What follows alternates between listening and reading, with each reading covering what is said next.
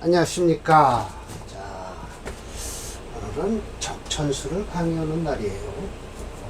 근데, 임철철 선생한테는 미안한 말씀이지만, 철철 선생께서 엉뚱한 말씀을 하셨죠. 어떻게 감히 아버지를, 패대기를 칠 수 있냐. 그런 소리를 하는 거예요. 그래서, 인성을 부모로 보고 상식을 자식으로 봐라 하셨는데, 원문에서는 일단 이렇게 돼 있어요. 부처 사이에는, 남편과 마누라 사이에는 어떤 인연인고 하니 숙세래, 묵혀져 있는 곳에서부터 왔다라고 하니까 인연이 아주 깊다라는 뜻이에요. 인연이 깊다. 그러니까 전생에 무슨 인연이 있어야만이 부부가 될 수 있다. 시신이 유의 뜻을 가지고 있으면 그 옆에서요. 이거는 처제가 오히려 낫죠. 천재보다는.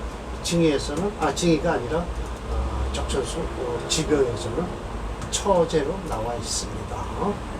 이렇게 처제로 나와 있어요. 그래서 이제 철저 선생께서 이렇게 막 잔소리 하신 거는 우리는 지금 공부할 필요 없어요. 그리고 어디서부터 제가 설명을 드리냐면 여기 1번서부터 제가 다시 한번 읽고 강의를 할게요. 왜냐하면 오늘 사례명조 2개만, 지난번에 하나 했어요. 근데 오늘 2개인데, 하나는 좋게 흐르고요. 하나는 처가 아주 재성이, 그러니까 결국 흉한 거예요. 흉해서, 자식도 대를 잇지 못한 집안을 설명하고 계세요. 만약 재신이 가볍고 관성이 없을 때, 관성이 없어요. 재성이 가볍고 관성이 없어요. 무관이에요. 비겁이 많아요. 이거는 뭐예요, 그럼 결국은 군겁쟁자가 일어날 거 아닙니까? 그러면 그 주극처 뭐예요? 주인이, 그러니까 명주가 처를 극한다고 하는 거죠. 뻔하죠. 뭐 제다신이 죄를 하나 가지고 쟁탈을 하니까, 그러니까는 비겁이 많은 거죠. 제다신약곡은 좀 반대예요. 이거는요. 일주가 강해서 재성이 약하고 관성이 없어야 더군다나 좀 막아주지 못하죠. 그래서 주인이 극한다. 처를. 그래서 재신이 중하고 신약해. 이건 이제 제다신약이고요. 이건 군겁쟁자가 일어나는 거예요. 무비겁이에요. 더군다나요. 신약한 데다가 무비겁. 그러면 이것도 또 주인이 극처를 한다고 하는데 이건 아니에요. 사실은요. 제다신약 사주는요. 마누라 말을 잘 들어야 돼요. 그리고 장사하려고 하면 절대 반대해야 되고요.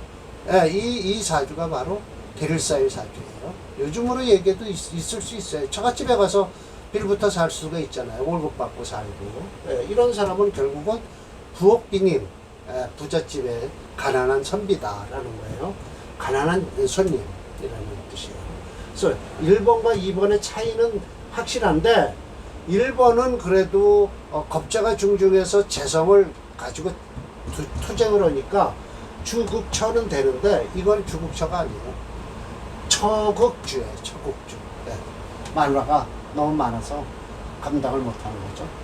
관살왕하고 용인, 인성을 쓰려고 그러는데 재성을 봤어요. 이거 제극인이 일어나요. 이건 뭐예요? 주인의 처는 어떻게 비루하면서 누구를 극한다?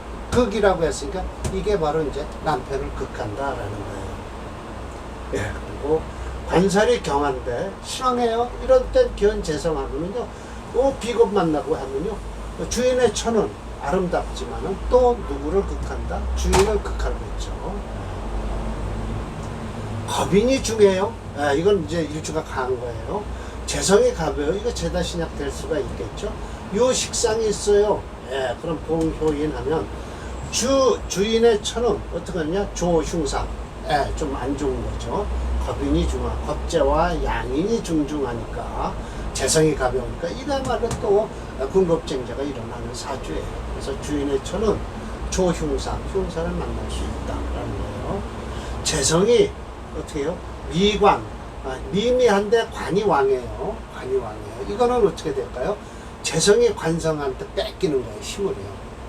재생살이 아닌 게 아니라 무식상이에요. 더군다나 유인수예요. 그래도 다행이네요. 그러나 주처는 뭐가 된다? 주인의 처는 약병, 좀 골골하겠다라는 거예요. 겁재와 양인이 강해요. 무재예요. 그런데 유식상이 있어요. 처는 어떻게 해요? 뭐죠? 현명하지만 필극, 반드시 그걸 받을 것이다.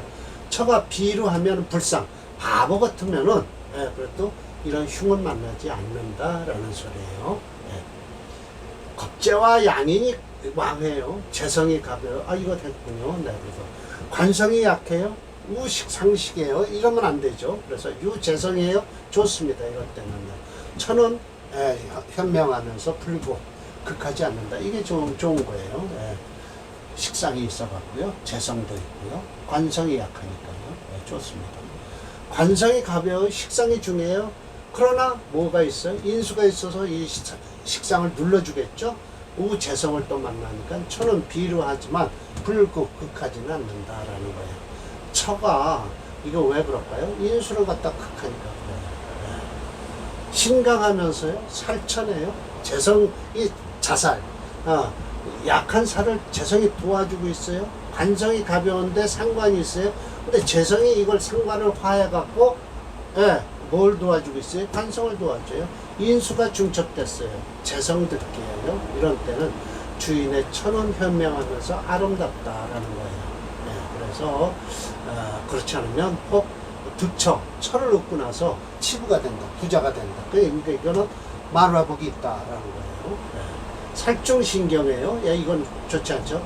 근데 재성이 또 당사라고 있어요. 같이 몰려다니죠. 관다 용인, 인성을 쓰니까 그래도 되는데 재성이 괴인을 해요. 그리고 상관 폐인을 한다든지요. 재성 듣고 간다든지. 이렇게 되면은 어떻게 해요? 주처는 불연, 현명치도 않고 비루해요. 혹 처로 인해서 화를 누를 수 있다. 상신, 몸을 다칠 수도 있다라는 거예요. 균형이 맞아야죠. 일주자재, 재성을 깔고 앉았어요. 제가 희용신이 돼요. 좋죠. 필득처재. 이건 반드시 마누라 얻으면 재물도 얻을 수 있어요. 예. 그러니까 나중사주가 아마 재성이 깔고 앉아서 좋지 않아요. 관성이 들어와도요. 안 좋아요. 왜? 재성이 들어오면 재성이 있는데 관성이 들어오면 재생관을 해서 더 나쁘게 되잖아요. 그래서 오늘 두 번째 사주가 마누라 복이 없는 사주가 하나 와 있어요. 나타나요.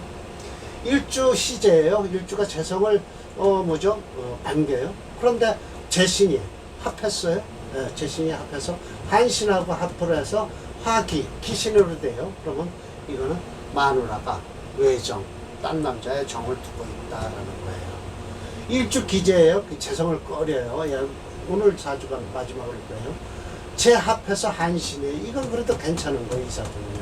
화재하고 있어요. 그러면 주인의 금술은 불합, 화합을 이루지 못한다. 모두가 사주의 정세에 따라서 일주의 시기를 가지고 노력이 된다라는 거예요. 만약 재성이 붕 떠 있어요. 그리고 그럴 때 마땅히 재성의 고에다가 수장 끌어들이는 게 좋고요. 재성이 신복해요. 깊이 있으면 마땅히 충동해서 흔들어 쓰라는 거예요. 인종. 그러나 이런 사주는 충을 하는 것보다는 대원에서 와서 신장돼 있을 때 그걸 꺼내서 발현시키는 게 좋죠. 수세부지가 잘 모름지기 자세히 살펴야 된다라고 설명을 하고 계세요. 그래서 이제 1, 2, 3, 4에서 제가 13번까지 이렇게 전부 끊어놨습니다. 15번까지요. 13, 14, 15까지 끊어놨습니다. 이제 요게 제가 이제 비평하는 글이에요. 임철조 선생을 잘못 육친을 잡아 주시더라라는 걸 제가 비평한 거예요. 그리고 이제 비평한 게 대만에서 이제 수요화재 관주라는 사람이 반자단이라는 사람이 명의신이나 적천수 신주를 하면서 분명히 임철조 선생이 잘못됐다라고 설명을 하고 계세요. 네. 그래서 이 임철조 선생의 이론은 바로 진수함 선생의 이론하고 똑같다. 진수함 선생이 명리학원이나 여기에서 말씀을 하신 거예요. 그래서 유일하게 진수함하고 임철조 선생만이 얘기하신 거죠. 이거 지난번에 강의한 겁니다. 저는 이걸 인수라고 잡았는데 인수격인데 아니에요. 개수 속에 수가, 이건 축토 속에 개수가 투출해서, 이건 뭐예요? 그러면 결국은 식신재성을 살려서 정화가 용신이죠. 금수 상관격이에요, 이게. 그래서 정화를 용신을 하는데, 대운이 형편없죠. 그래서 좋은 사주는 아니다. 자, 오늘 두 번째 사주예요. 이 사주가 이렇게 되어 있습니다. 정미, 을사, 정유, 계묘, 목이 있고요, 정미가 있고요, 을사가 있어서 정화가요. 예, 걸럭, 월곡격이 될 것이죠. 음걸럭이에요, 사실은요. 그러든 저러든 4월에 태어난 정화는요, 비겁이 강할 거라고 어디 나타나는 거죠. 오직 이 금과 수를 쓰는 사주예요. 자, 대운을 한번 볼까요? 금수로만 흘러주면 돼요. 자, 봅시다. 천간으로 잘 흐르고 있습니다. 그리고 이 목은 별로 안 좋죠. 그러나 수금으로 흐르고 있습니다. 대원 40제까지요. 그런데다 여기 지금 수운에 들어와 있군요. 이 목운은 안 좋습니다. 지지에서. 그러나 목운이 와도요. 유금이 있어서요. 그렇게 썩 목운이 와서는 좀 묘목을 살리네요. 그래서 썩 안 좋은데 일단 철저 선생님께서 이렇게 말씀하시죠. 정화생원 맹항 4월에 첫 여름이니까요. 주중에 효, 현인과 겁재가 당권 맞죠? 4월에 태어난 정화였죠. 1점 개수, 저 개수를 보겠다는 거예요. 부적상제. 예, 물론 프로그램에서도 개수는 쓰지 말아라 그랬어요. 화체 수금 용조에서 수는 못 쓴다 하나 떠 있는데 금이 용신이다. 최희, 자하, 유금. 이게 뭐예요? 유금이 현재잖아요. 재성을 쓰겠다 이거예요. 사주가 좋다는 거예요. 충과 묘목, 묘목 그 옆에 묘목도 충해주고 제거해 주잖아요. 묘유충. 그러나 사유 금국은 일어날 수가 없다. 여기 화가 너무 강해서. 그래서 생기 개수, 저 개수를 그래도 이렇게 세워준다는 거예요. 출신은 비난했지만 개운에 입학을 해요. 그때요. 개운 하나하나씩 끊어주신 거예요. 개임 신경까지 다 좋습니다. 그래서 우득 입학을 했고요. 우득 철을 만나서 재물이 어떻게 망이 이거 한길 인자거든요. 한길이라는 건 이렇게 문 한길이에요. 그래서 뭔 길을 얘기하는 거예요. 그래서 이문의 등과 뭐 이민 그러니까 결국은 지지보다는 천간으로 저 용신이 있어서 천간으로 용신 운이 왔을 때는 빨리 받아 먹어요. 빨리 받아 먹어요. 그냥 곧바로 받아 먹을 수 있어요. 지지는 이렇더라고요. 등과에서요. 신축 여기죠. 신축운의 지현 현감이 됐군요. 사지 어디까지 되냐? 혼수까지 됐다. 근데 이 해대운이 되면 사유축이 될 것이고 해며 목국을 이루고 해서 썩 이 사주는 해대운이 거의 끝날 사주다라고 보시면 돼요. 차죠. 만약 무금 금이 없었다면 바로 깔고 앉는 금 정이고요. 부단 무처제 무뿐만 아니라 라고 해석을 하셔야 돼요. 처와 재물도 없었을 뿐만 아니라 또한 명 역시 이름 역시 불성 저렇게 군수까지 될 수가 없었다라는 거예요. 그러니까 용신이 어디 박혔냐가 중요한 거예요. 근데 다음 사주는 또 그렇지 않다는 거예요. 자, 지지의 반유 합금이 되어서 재성인 금기운이 시간의 기술을 생할 수 있다. 그럼 뭐 그렇다 치더라도 역시 대운이 살린 사주예요. 재생관격이에요. 그래서 오행체험으로 보면 화가 6.1입니다. 그러니까 토해은 없고요. 금 이거 3.6 맞죠? 확실히 좋습니다. 수오행은 1.0이라 그래서 수오행은 용력이 부족해서 프로그램에서 불영하라고 그랬어요. 사실은 차오행 금행을 용신하고 이럴 때는 토뭐 그렇게 썩 좋은 건 아닙니다. 여기서는 그냥 수대운이 오히려 플러스 한신이 되었다라고 해서 군수까지 된 양반이죠. 자, 이 사주가 사례 명조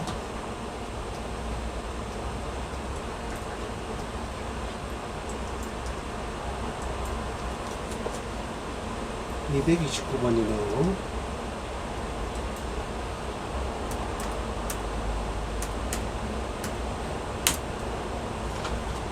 네, 지금 미대운에 들어와 있죠. 그리고 229 맞는데요. 계묘, 을축, 경신, 정축 아닌데요. 이 사주 229번이 아니라 아, 230번이네요. 아, 이건 229번은 지난번에 한 거고요. 그냥 좋다고 한 거죠. 230번이네요. 네. 여기 좀 좋은 운에 들어가 있습니다. 좋습니다. 자, 좋죠? 해대운이 그렇고요. 아주 이 사주가 딱 끝난다 라고 하면 어때요? 무술대운이면 끝이 납니다. 무계합되고요. 네. 정확하게 이 무술대운이면 끝납니다. 69이면 끝날 사주. 자, 231번 봅시다. 자, 좀 내렸어요. 아, 이렇게 내리겠습니다. 이렇게 해서 쓸게요. 이 사주는 안 좋은 사주입니다. 지지에 이렇게 지금 을해, 경진, 이거 보세요. 을과 빠끔하고 이거 여기 지금 병신이에요. 이 재성이 말썽이에요. 그래서 임진. 이렇게 되면 이 사주가 이 전부 다 이게 지지가 뭐예요? 전부 수가 그냥 수가 진진하죠. 물풍덩이죠. 그러니 물운이 들어오면 좋겠습니까? 이거 좋지 않죠. 물운이 들어오면 좋을 게 없습니다. 병화생화 개춘이에요. 네, 맞아요. 진월이니까요. 인수통군 생황하다. 인수가 통군을 해서 생황하다라고 한 것은 여기 이 인수를 얘기하는 거예요. 그렇긴 해요. 을해가 됐어요. 그런데 일주 좌재, 이 재성에 대한 피해를 지금 얘기하시는 거예요. 시간 우투 임수하고요. 이 편관이 또 투출을 했죠. 여기에도 진토 속에 계수 있고요. 네. 그래서 필히 을목위용, 이 을목을 써야 된다는 거예요. 인수를. 그런데 가렴자, 꺼리는 건 뭐예요? 을강합합 금이 됐다. 이 금 될 수밖에 없죠. 예.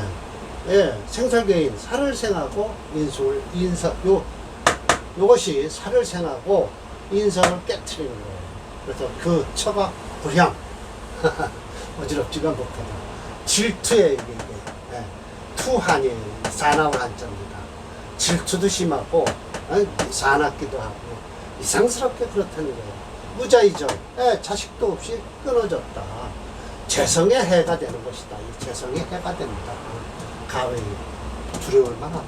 그래서 재성의 병이라는 걸 확실하게 말씀하십니다. 네, 맞습니다. 재성의 병. 죄다 신약이죠. 그러니까 지지의 양전의 일지균을 설계하고 이 일지신금 역시 관성의 시간의 개수를 생하고 있어 일주는 고립무원이 되었다. 더하여 연의 을해주에 을목은 해수에 도울다가 일간의 배엄화를 도우려 하지만 월간의 재성인 경금에게 끌려가 을경합으로 용신이 기반되어 버렸다. 사주월국이 불미해 그래서 하계로 대운이 인묘, 정, 병정, 을의 갑술 대운으로 흘렀는데도 대운 설명도 없이 생설대인하고 기초가 불연, 그 만화가 어질지도 못하고 투한, 질투와 사납기만 하다. 이상스럽게 무자히 전했다. 재성의 피해다 라고 명주하신다. 역시 재성의 피해가 대단하다 라는 것이죠. 이 사주는요 뭐 특수격도 아니고요, 금이 3.9래도 이게 종조행이 되어버렸죠. 그 이유가 토가 바로 3.9와 금토가 똑같이 3.9가 나와요.